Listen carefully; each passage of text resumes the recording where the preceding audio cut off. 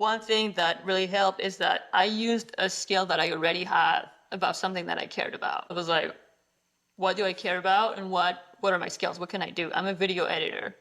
What can I do with those skills? Well, I have that footage. I know how to spread the word. I know how to put together a story in a video form. Maybe you know how to put together data, how to collect data. Maybe you're good at organizing events and organizing rides. Maybe you're good at political campaigns. There's so many different skills that people have that, can help them get involved. Welcome to That's Her Problem, the podcast where women who lead, connect, and rewrite the rules get real about building community. The challenges we face aren't always the same as everyone else's. But here's the truth. A city that's good for women is good for everyone. I'm your host, Patty Weens. In today's episode, I interviewed Caro Vilain, known on Instagram as Mobility for Who. She was one of those people who popped up on my Instagram one day because of this one video, which we'll talk about during the podcast, and I've been following her since. Caro is a classic case of all bike lanes lead to City Hall. In today's episode, we tackle exactly that issue of just wanting to ride your bike, but ending up having to show up at meetings, talk to city officials, and try to convince politicians that we need to focus on all kinds of mobility, not just cars. I'm recording this in the night before it launches on Patreon, and I'm covered in paint because life's been a little crazy lately. We've decided to sell our condo, and it's all happening very fast. Wait, did you know that I have a Patreon and that you can support me for as little as $5 Canadian a month? What do you get? Well, first of all, you get to support me. Secondly, you get each episode one day early. And thirdly, according to Tim, most importantly, you get to hear your name with a Brazilian accent at the end of each episode. If you'd like to support me, just go to patreon.com/herproblem, or you can go to my website at www.pattybikes.com/podcast.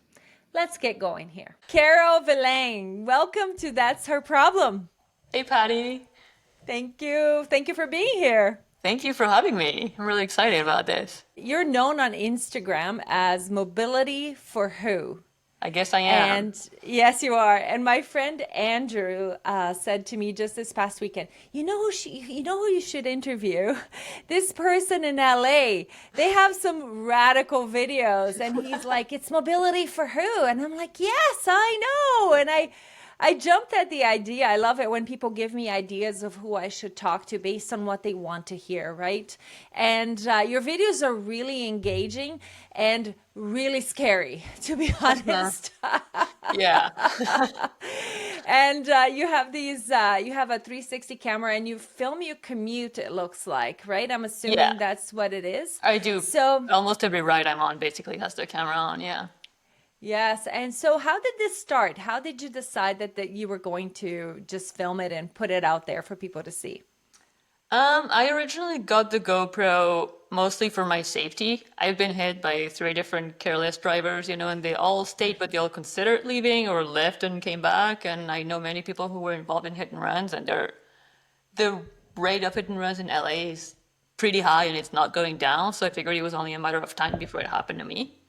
So I got the camera for my own safety, and the first time I ever took it on a ride, I got home and I was like, oh my God, I'm about to sit on like a gold mine of content of things that I want people to be aware of.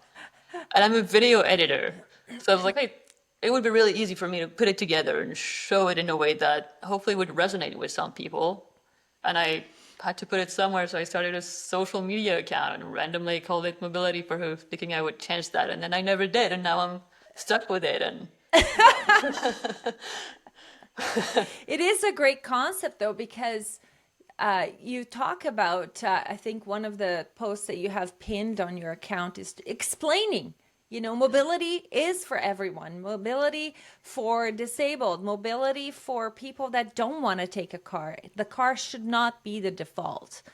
How did you come to the bike? What is your origin story, your superhero origin story? I think depending on how you look at it, it can be the very typical story of I rode a bike and got tired of fearing for my life and I started showing up to City Hall. But Isn't that the truth? yeah, really. But I think there are probably parts of it that are a little different from maybe the typical person who rides a bike, which is I grew up in France. I realize now that I was surrounded by really nice bike infrastructure, but I never used it actually. I used public transit there just because it was extremely efficient and it was just normal in the culture.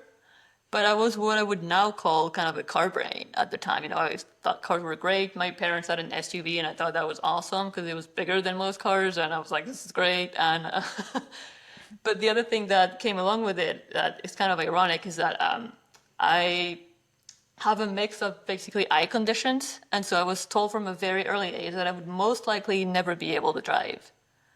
But because I thought cars were so great and I'm so stubborn, I was like, I'll figure it out. By the time I'm old enough to drive, I'll probably be able to drive. And Right. that never happened, basically. And now I'm obviously fine with it. But though a couple years ago, an eye doctor did offer to cheat the DMV test to let me drive, which was a little disturbing. Oh my word. Yeah. So didn't take her up on that. But about 13 years ago, I moved to LA. And I realized that public transit alone wasn't going to be enough to get around. We have a very vast transit system. It's very extensive, and we can go a lot of places with it. But it's still not where it needs to be for people to be able to rely on it. So I got a bike and started riding around, and I started noticing some of the issues that I'm much more aware of now. But because I didn't know anyone else who, felt that way and rode around, I kind of felt like maybe I was the problem. I was doing it wrong because everybody else drives and, I just need to get out of their way. And then I started working in a sustainability center where they worked on transportation and other things. And I started meeting people who cared about that, people who were doing the work of advocacy, people who were doing research and showing that the things that I was feeling were not crazy and that I wasn't alone. And so that was quite validating and started getting involved, with different orgs in Los Angeles. We have organizations like Streets for All that, share, ways and opportunities for people to get involved and speak up, and started doing more of that and kind of went on from there. Right, exactly. One of the videos that came up on my feed, I remember when I started following you, people were, and it really went viral. It's the one that was featured on Momentum magazine, where you're showing the difference between people who drive and people who don't drive, and the Right. interactions that you have. So people from inside and outside of cars. Um, can you explain to the listeners and people who are watching what that video is? I love watching that, and I was watching it again in preparation for today. I mean, it's kind of funny because I didn't really put much, forethought in that video. I was just sitting at my computer and one day I was like, oh, I need to post something. And I was like, what do I have? And then I was like, oh, those interactions. And I was like, there's a theme here. And, I started thinking about, the way my interactions between, cyclists and myself and drivers and myself were just vastly different, and that there was clearly, a pattern, and it wasn't just a coincidence. It wasn't just like, oh, I just happened to run into a nice person and a rude person, and, listening to other people who've studied that and, who also talk about that made me realize that this is what we experience every day, and it's, I think, not something that people think about that much, I don't know what it's like to drive because I don't have that option, so I've never tried it, so I don't know what mindset it puts you in, but I know enough people who do to know that, they'll always tell me, like, I ride a bike, I care about this a lot, but the second I get in my car, I just get in a different mindset and get a lot more upset and a lot less patient, and I start feeling that road rage, even though they are aware of it. Yeah, I feel the same way. We always talk about how it feels like a trip in a car takes longer than a trip on a bike. And it's not. We know it's probably the opposite unless you're dealing with traffic. But what is it about the car, you think, that makes people feel like they get angry? It's a good question. I would say in LA it might not be faster than biking. Most of the time it's not. Especially where I am, I think it's often very similar. And there's a lot of sitting in traffic, which I think contributes to that. I think there's actually even a study that shows that on days with a lot of traffic congestion in LA, domestic violence goes up.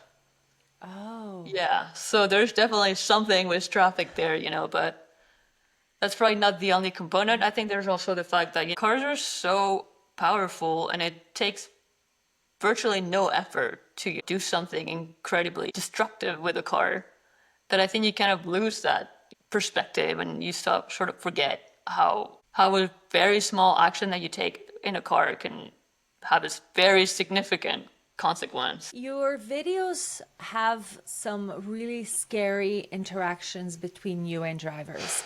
There's this one particular one where this man says he's gonna kill you, Oh and yeah. he actually, it looks like he hit you, Was it a or fairly recent one? There's one where yeah, he told me he's gonna beat me up. yeah, Yeah. that one. Yeah, that Oh, one was actually probably the most terrifying. Though what's interesting was when that person came out of their car, it felt a little less scary because I was like, he could beat me up, but it's not as scary as someone coming at me with their car. yeah. And I'm so I used could to I like, could race away from him on my bike, yeah, right? yeah, exactly. He kind of pinned me with his car, so I was a little stuck.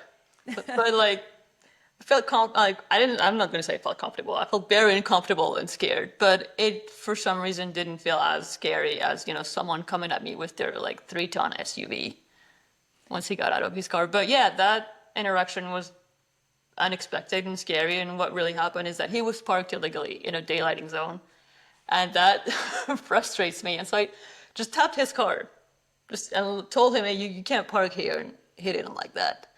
So he got extremely upset. It turned into an opportunity in a way because thanks to my videos kind of blowing up and being all over the place, I got the attention of city council and people in my city, and I had another really terrible interaction a couple years ago with a driver who threatened me with his car for no reason. And I showed it to city council and I was like, we need to pass what LA has, which is an anti-cyclist harassment ordinance, where basically if a driver assaults you, harasses you in any way, and you have evidence of it, which was an incentive for me to get a GoPro, you can take them to small court and they at the very least owe you like $1,000. And it was kind of like a way to deter people, hopefully, from doing it. And so I had never used that ordinance.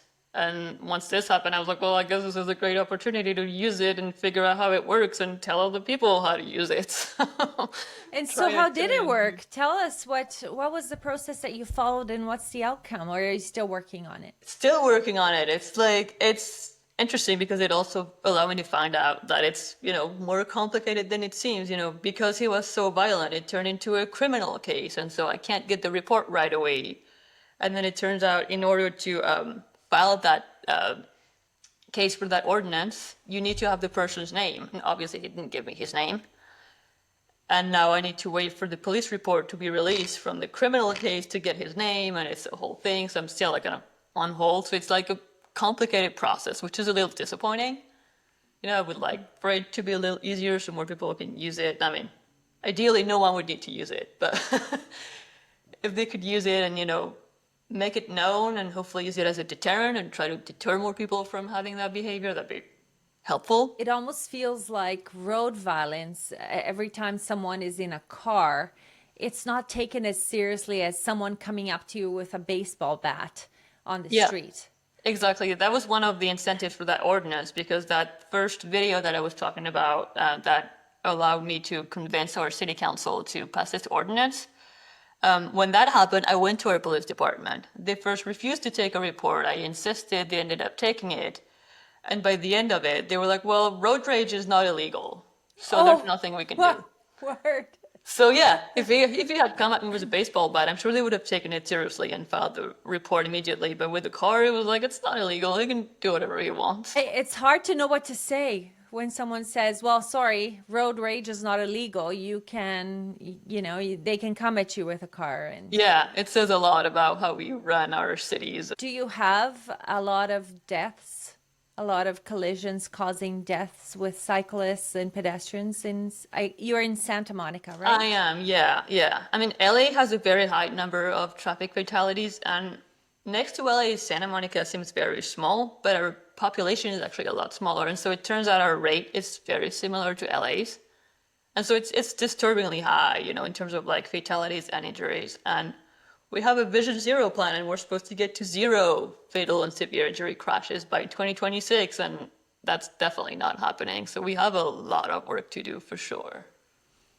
But they are claiming that they want to get to Vision Zero, correct? Yeah, they've put together a lot of great plans and, bike action plans, pedestrian action plans with all these great protected bike lanes and whatnot, but we've fallen way behind. By 2025, I think Santa Monica was supposed to have almost 20 miles of protected bike lanes. I think we have three and a half, and they're all kind of disjointed. So it's like Santa Monica is very much ahead of the city of LA. We're probably the most bikeable, walkable part of the region, but we're still way, way behind, and so people look at us when it comes to bike infrastructure and like, look at their great bike lanes and whatnot, but we're still at a point where it's very hard for people who are not willing to basically take a risk for them to get on a bike and be willing to try it out and make it a regular thing. So We were talking before how, get on a bike and you end up at City Hall. Are you part of an advocacy group? Have you started an advocacy group? Is there anything of the sort in Santa Monica?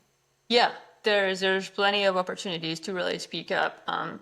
I first started getting more involved in the city of LA with many advocacy groups. There's groups like I was saying, Streets for All. There are other organizations called, Bike LA, Streets are for Everyone. There's plenty of organizations to get involved with, but I didn't get involved in Santa Monica very much for a while because we're so ahead of other parts of the region that I thought we were fine. I was like, we're doing great. They don't need help. They're more progressive. They don't need people to speak up, basically. And then as I started writing more and realizing that we did have a very serious traffic violence problem, I started, looking into the plans and what was happening and realizing that we were way behind and that no one was really saying anything. And I started watching city council meetings and at the time realized that we had a very anti-mobility majority that was very much contributing to us falling behind. And so I started, meeting with my city council members and meeting with staff and meeting more people and speaking up. And through that, other people starting, hearing of me on my social media and asking me to get involved with their groups. And so I got involved with groups in Santa Monica as well. So it's a mix, I've been doing my own stuff, trying to use my social media platform and do kind of my own thing on my own. And also getting involved with local groups because I think it's a good mix. We need a variety of perspectives and approaches. So try to do a little bit of everything. So when we talked before this interview, you talked about how you have a progressive city council now. How did that happen? How did you get these guys elected? Because you were saying that you didn't when you first noticed it. What happened? Tell us, because we want to know.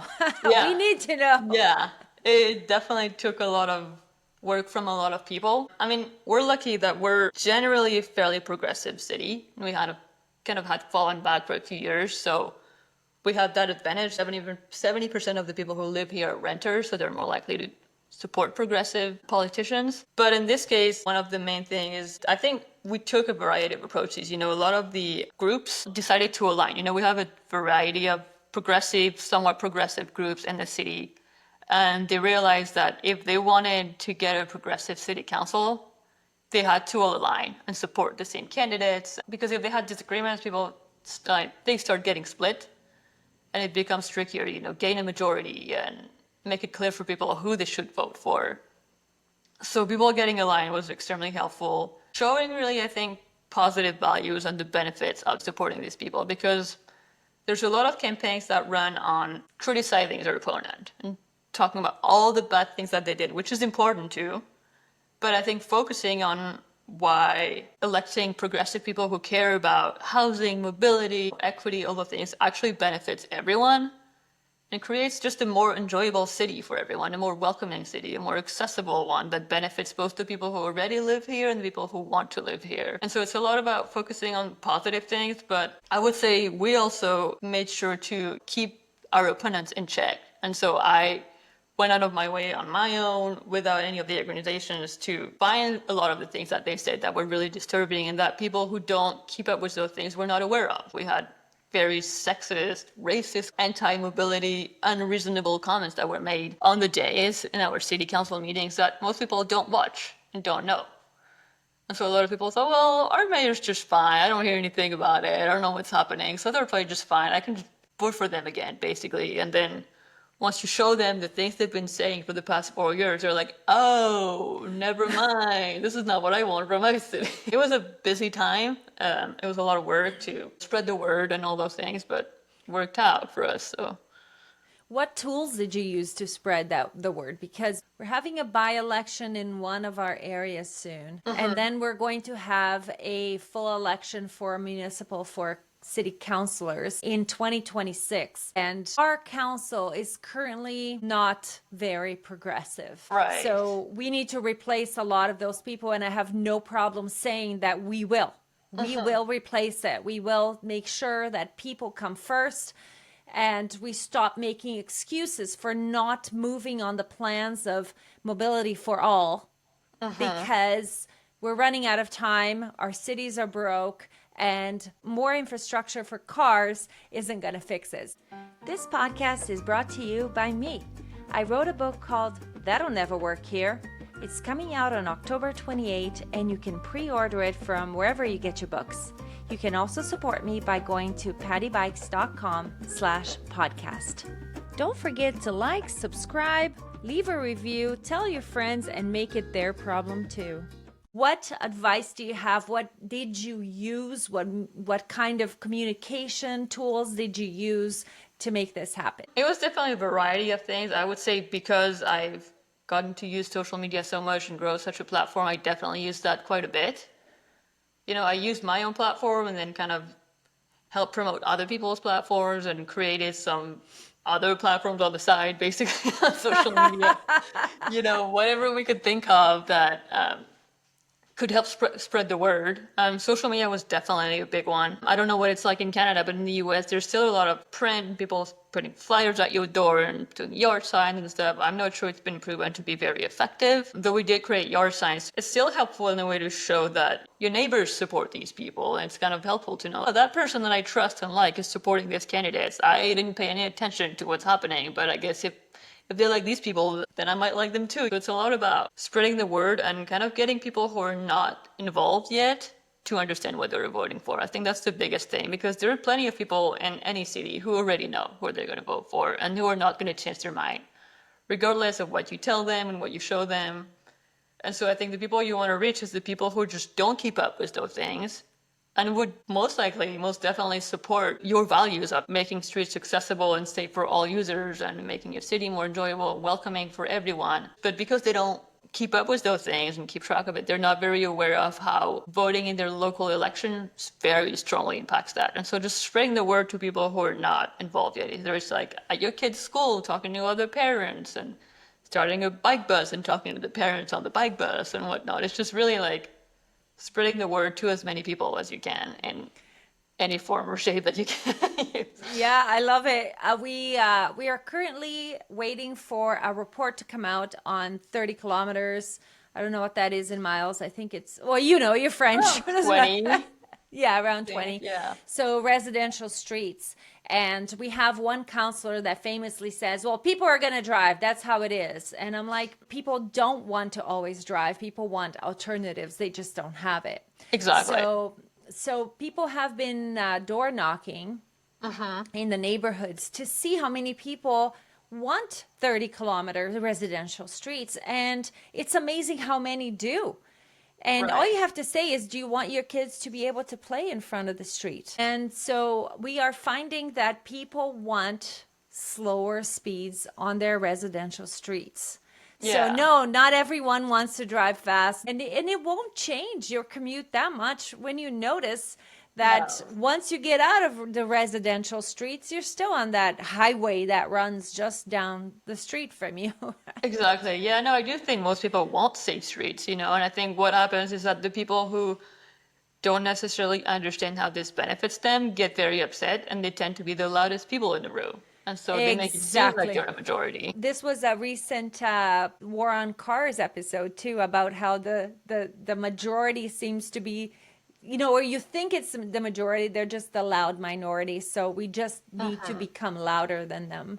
And I Exactly. find that, do you find that bikes can be politicized, as in, as soon as you talk about bikes, everyone's like, well, those Oh bike yeah. people. Yeah, no, definitely. When we had a fairly conservative council majority, we'd show up to city council meetings and many of us would be carrying our bike helmets just because we came by bike. And some of the council members would see us and be like, oh, this special interest group is here. I don't know. My interest is that I don't want to die on my way to work. I guess that's special. I know, I say that too, when people say to us that we are using these fatalities to further our agenda. I'm like, yes, I have an agenda. It's to live, to arrive alive. Thank Yeah. you. I'm impressed at the way that you have found a way to have a seat at the table. What I like about what you're doing is that you're setting the table yourself. And then you're inviting the counselors to talk about what is your agenda, because I want to know if I'm going to get behind you or not. Right. So tell me a little bit what it's been like. What would you say to people who are feeling alone and want to advocate for better walkable streets? I think what helped is that, I started this not even trying to get a seat at the table. It was just doing my thing and realized that it was resonating with people and then it blew up and that suddenly gave me that seat at the table. But like you said, making my own table. One thing that really helped is that I used a skill that I already had about something that I cared about. I was like, what do I care about and what are my skills? What can I do? I'm a video editor. What can I do with those skills? Well, I have that footage. I know how to spread the word. I know how to put together a story in a video form. Maybe you know how to put together data, how to collect data. Maybe you're good at organizing events and organizing rides. Maybe you're good at political campaigns. There's so many different skills that people have that can help them get involved. As you get more involved with whatever your skill is, you start feeling more confident and being more aware of things. I was never a very outgoing person. I was never interested in going to city council and talking in front of everyone for 2 minutes. But as you get involved, it starts happening more naturally and you start getting more comfortable with it, or not, and you still get nervous, but you want to do it. And so I think what's important is you figuring out what you're good at and what appeals to you, because it'll make it a lot easier for you to get your voice heard and feel like you're having an impact and fulfilled in what you're doing. I think that's a very important aspect of it, just finding something that feels right to you. If you hate talking in public, don't make going to city council your first and only thing, because you're going to get burnt out real quick. Yeah, Yeah, yeah. just finding out what works for you. If you like being with kids, start a bike bus. I mean, if you don't like being on a bike bus, I don't know. I feel like that's probably the best thing you could ever do, being on a bike bus with little kids on bike and be motivated by that. So there are many ways for people to get involved and start getting a voice. It's just figuring out which one works best for you. And I find that one of the things that I get from your videos is get out of your car and start talking to people, because in a car you're too far, you're too isolated. But Yeah. the moment that you're on your bike or walking, I'm not just going to say that everything, the bike is the answer to everything, although we know that it is. We already know this. Too many things for sure. Yeah, exactly. But if you are walking and you're at an intersection and these cars are going by so fast, you can turn to the pedestrian beside you and say, don't you think that this is a little fast? Isn't it crazy how fast they drive here? I do this all the time. Yeah. Or you're waiting for a green light and a car just goes by right after it's turned green for you. You turn to someone and go, don't you wish there was something we could do about this? Yeah.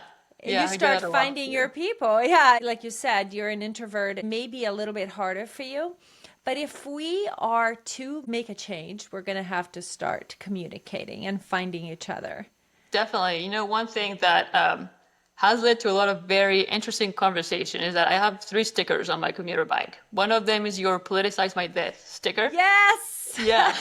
One is the war on cars sticker. And another one is the I could car less sticker by Bike Walk Greenville. And just people seeing these stickers on my bike have sparked so many conversations, and sometimes they approach it in negative ways, like, what is that? What are you doing? And then you start having a conversation with them. And by the end, they're like, oh, okay, I get it. Now this is interesting. Like, I could be into this. And so it's sparked so many great conversations with so many people. I know multiple people have started listening to the War on Cars because I told them about it after they saw that sticker, and now they care about this stuff. So it's really fun to just have those interactions with people. One time I was picking up my niece by car, and I had the War on Cars toque because it was like a really cold winter day, and I'm all bundled up waiting for her to come out of this theater. And this man turns to me and goes, War on Cars, hey, are you into bikes or something?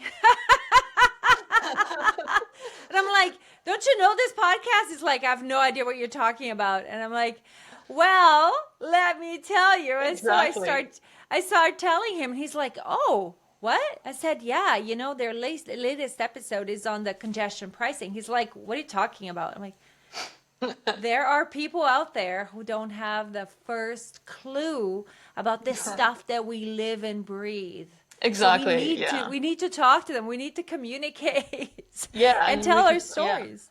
No, definitely. It's really important to find ways not only to get their attention, but to frame things in a way that might resonate more with them and make them understand how those things will benefit them too. I used to only frame things in a very positive way when I first got involved, and I would only tell people about the great things about biking and how much it's gonna I make their know, me lives too. better.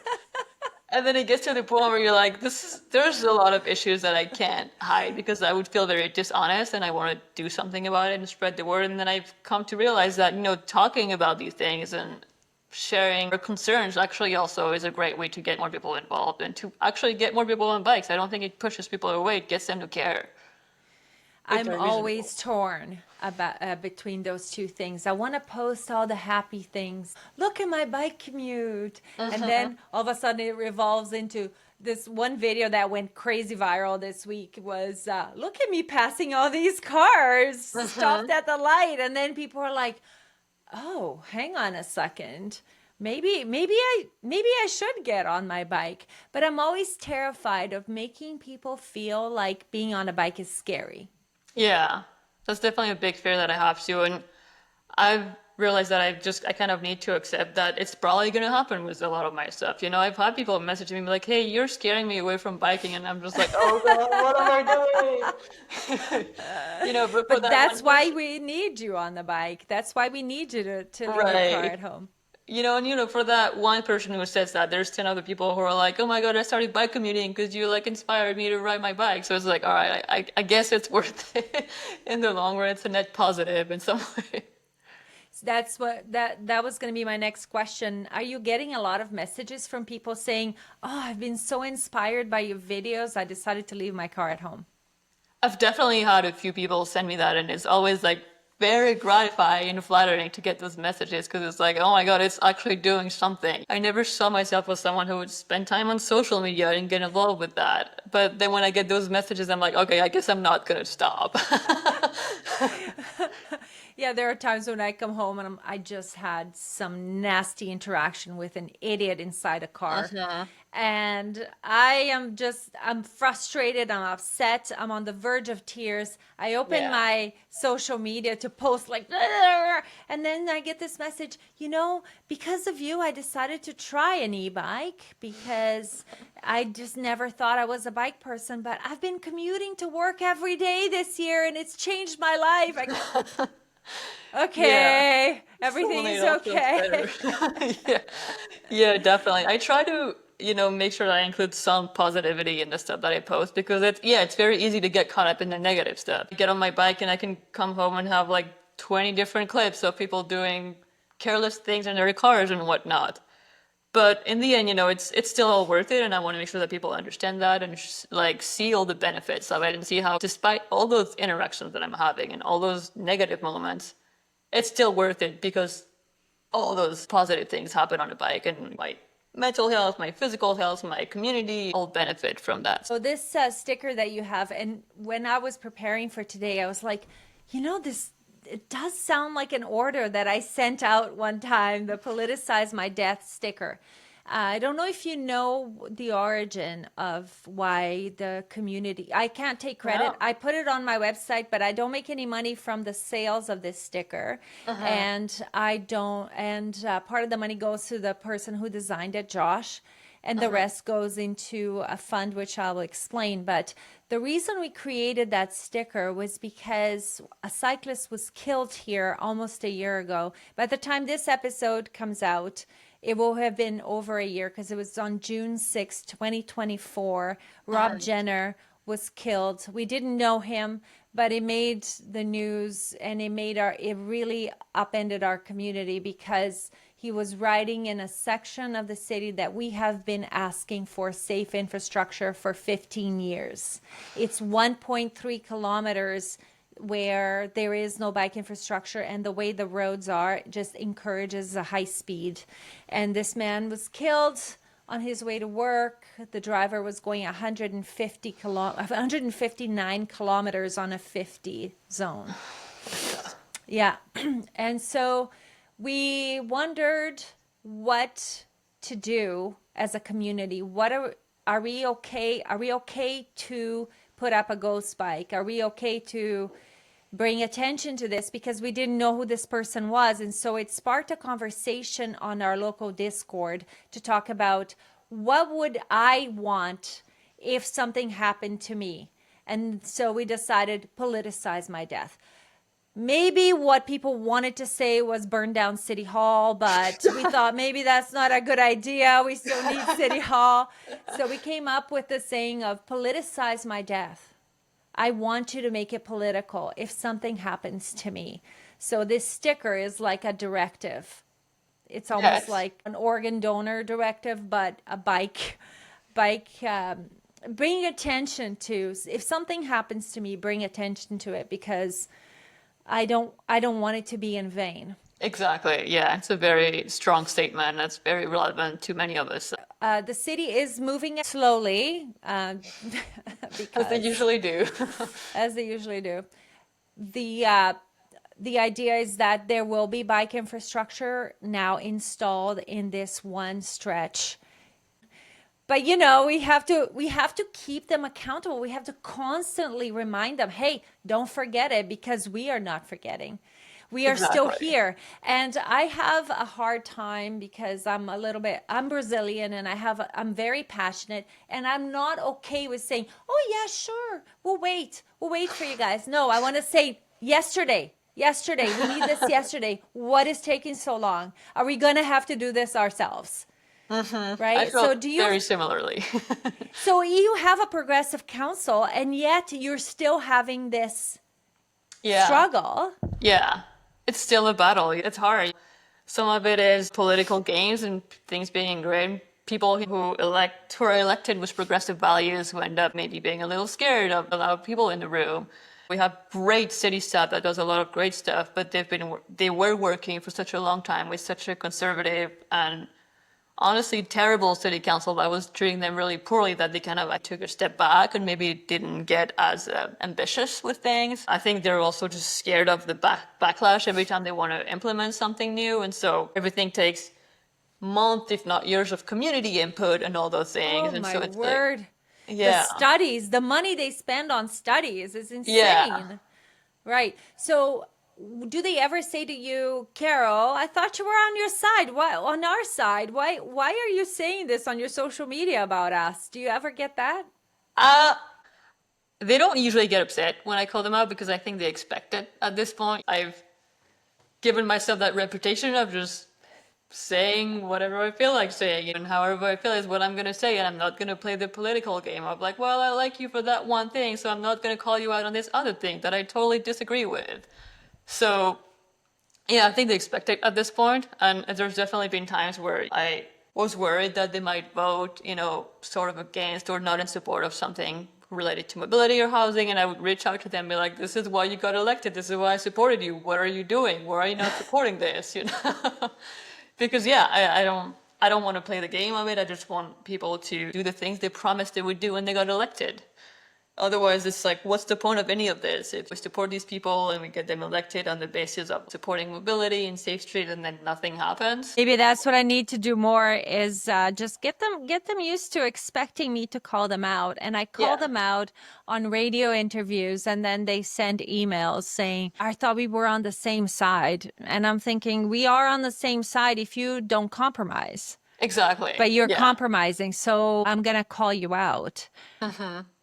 And it's fun calling them out. It is. No, it's definitely fun, you know. It's even more fun when you just don't agree with them on anything whatsoever and you get to call them out and bring attention to the thing they're doing. But you know, Yeah. yeah, if they're on your side and they do something wrong, you also got to call them out, and that can sometimes be fun too. So we need to just basically the idea is we need to call them out. We need to keep them accountable. One of the things that I don't know if you know Tom Babin. He's Hmm. yes. So It's great. Tom Babin, I'm very lucky to call him a friend as well. And he had a video explaining how Paris became the way it was, and all the you saw that That was a video. great The video. Yeah. Yes, it was a great video, and we're going to be starting that here. We're working on calling out, not calling out, but saying, hey, here's the percentage completed of the things that you have promised us. And Hmm. here's what we actually need from you Yeah. so that we can get the process going, because more car infrastructure is only going to make us more broke. Yeah. So we need to stop saying, well, we don't have the money. Well, then we can't be widening roads. We can't be doing those things, because that's the real money pit. Exactly. Yeah, that's been a battle Yeah. we're having here too, because yeah, they made great plans 15 years ago and they updated it in 2020 for us to get 20 miles of protected bike lanes by 2025. And then, every time something happens, it's like, well, we don't have the money, we don't have this, we don't have that. So is it a priority or was it just a fluffy little plan to make us feel better for a couple years? Crazy. Well, I think that we're all fighting the same battle, but it's really great to watch you do it and to get inspiration from what you're doing. I really appreciate it. I hope that you don't get discouraged. And I'm sure that the comments that you get are something else, because whenever I post something calling out drivers, I've had to shut off comments so many times on my posts because it gets to me personally. And then I Yeah. have to remember that I'm not doing this just for me. I'm doing because there are other people who need to know what needs to be done in order to be safe. Yeah, absolutely. I mean, it's important to get a variety of perspectives, but I had that same issue where people would just take over the comments on my post and just start getting extremely discriminatory, negative, and whatnot. And now I actually don't allow people who don't follow me to comment on my post or message me. It's been so much better for my mental health. Because now stuff spreads in a way that like is a lot more positive. If people share my stuff or react to it or comment on it, it's usually more positive. They might have different opinions and whatnot, but they're not coming here to insult me. And if they are, they really have to go out of their way to do it, and I'll just delete it anyways. But limiting it to people who are willing to put in the work to make that comment has strongly benefited my mental health. Great. That's also great advice, and I Yeah, will take it. So I appreciate that. highly So we're in recommend it. this in the next section of the show called the Thank You, Amy section, because I'm a Swiftie, as you know. And this is where I ask you, was there a time when you were underestimated and you turned that situation into an opportunity to succeed and even excel? That's a good question. I think there was a time where maybe my opinion and other people's opinion were very much underestimated. It was about, I want to say 2016. I was just starting to get involved in bike advocacy. And there was a council member in my district who was trying to add a protected bike lane down the street, on a street on which I've been hit by someone who drove into the bike lane, and on a street on which I've been doored by a delivery driver in the bike lane. So I felt very strongly about that bike lane, and I had never been to any form of council meeting before, but my neighborhood had a neighborhood council meeting that I attended, and once I got there, there was a very large, angry, mostly old white crowd of people who were there to protest the bike lane. And they came at us and just assumed that we were nobodies, and they would curse at anyone who was riding a bike. They pinned someone against a wall because he was a supporter, and so they thought maybe you don't live in the neighborhood and I need to see your ID and whatnot. And those people obviously were there to intimidate us, and they did intimidate me in many ways. Those people were really insane. Someone went on stage to tell their story about how they lost their leg in a hit and run and they were laughing at him. So it was a very intense moment, and it felt very intimidating and in some ways scary, you know, and it made me question, do I want to do this? Do I want to get involved with those people and fight them? But the council member at the time who ended up implementing that projected bike lane came to the meeting and basically went, look, I hear you. I hear you loud and clear. I want to hear all of your opinions, but I also know that there are many quiet voices in the room that I also want to hear. I know that there are many people who are not in the room who would support this that I want to hear too. And that, I think, really helped me understand that it was really important for more of us to voice our support. And I think that was kind of a defining moment in my advocacy because it made me realize the importance of showing up and speaking up, no matter how uncomfortable it is and intimidating. Those people are going to keep showing up. They're going to keep getting louder. And if we don't show up, they're going to be the voice in the room. And so, yeah, it was intimidating, and they were underestimating the power of people who were willing to just quietly show up and make their cute little comment about how they don't want to die. And yeah, in the end, the bike lane happened, and it's great. And none of the concerns that those people had came to fruition. You know, the bike lane's working out just fine, and the businesses are doing just fine, and it's a lot safer. So it was definitely a defining moment and an inspiring moment that made me realize how important all of that stuff is.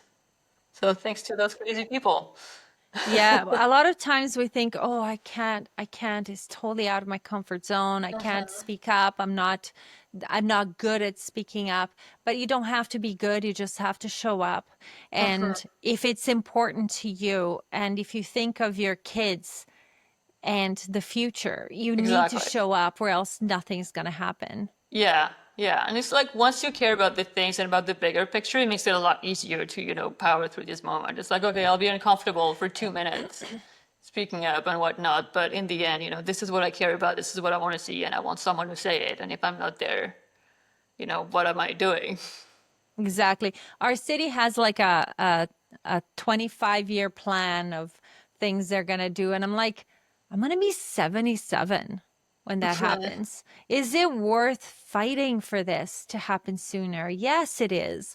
Do I have a lot of time left? No, I don't, when you think about it in Right. the grand scheme of things. But I can't think just of me. I have to think of the little kids that are playing just outside my door. I have Exactly. to, Yeah. my future grandkids that don't exist yet, all those Yeah. things, they have to be important, and I have to fight for those. Exactly. I mean, there are many things that we benefit from right now because people in the past, you know, cared about it and were willing to put in the work, even though they never saw it come to fruition themselves. So it's Good trying to pass point. it on to the next generation and trying to do the right thing.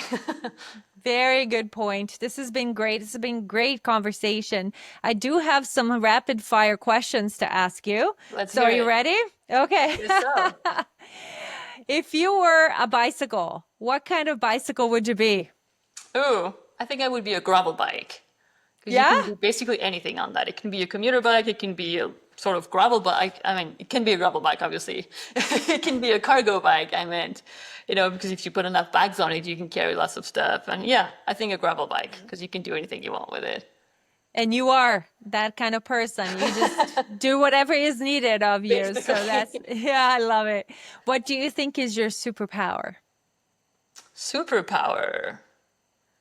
I mean, it's probably my ability to share my perspective in a way that resonates with a not so insignificant amount of people. Great. That's all you need. Do you have a book by a female author that you recommend? I have many books by female authors that I recommend. I think what that hit me more personally recently was When Driving is Not an Option by Anna Zivart. Just because she has an eye condition that I have too, and so it felt very personal, and I could relate to a lot of the things that she said, and she brought up a lot of things that I hadn't really thought about or that I like didn't feel comfortable speaking up about. And so that was a very, very insightful book. Highly recommend it. And she talks about how many people actually can't drive a car. Yeah, a And third of people in the US. Every time I bring that up, people don't believe me. yeah, exactly, right? Because you don't see them. They are Exactly. invisible. That this Yeah. is this is the part that's invisible. That's great. Well, what's next for you? That's a good question. You know, we got very active in the fall with our election, and it got very intense. And so I kind of took a little step back over the winter. I was still involved in keeping an eye on everything, but kind of decided to take some time for myself and not get too crazy with new projects. But I think, spring's coming back. I'm feeling motivated again. So I'm trying to, collaborate with more people to support more projects that I really care about. Either it's companies, projects, whatever ideas that I can, use my platform to support and really share and spread the word in a positive way, and bring attention to things that other people are doing, basically. So lots of That's fun stuff. great. Yeah. Awesome. Well, it's been really great talking to you. I look forward to seeing all the updates that you have and what's coming up next for you, and collaborating with you as well to help each other do more things, get more done, and put lots of pressure on elected officials and remind them that they work for us, not the other way around. Exactly. Yeah. Thank you. It's Right? been really fun. I appreciate everything you do too, and I'm really excited to hear every episode of that podcast. Great. Awesome. Well, then stay tuned. There's going to be a lot. Can't Thank you wait. so much. We'll talk to you soon. Thanks, Patty. Thank you, Caro, for trusting me with your time and for making these videos and being so involved in your community. I just love that every time I record an episode, I come out of my recording studio with a brand new friend. A little update on the bike lane that we talked about during the episode. It's not happening this year after all. It did not pass the votes in city council, and it's become a whole thing. Some of the councillors are saying we need to behave ourselves, or else we won't get anything at all. I'm actually just reading a book recommended by Ali Stewart in a past episode called The Dictionary of Lost Words by Pip Williams, and it takes place during the suffragette movement of the late 1800s and early 1900s. The politicians of the time told the radical women involved that if they were just a little nicer, maybe they would get the right to vote, or you catch more flies with honey was another common train of thought. Well, it didn't work then, and it doesn't work now. It feels like we're in a constant battle for our rights. And if you're battling right now, feeling discouraged, I hope this episode made you feel a little less alone and more empowered. Some of the comments I get from you is that you're learning so much. And honestly, I could not ask for any better outcomes from this project. I'm so grateful to everyone who accepts my invitation to talk, and also to you who listen.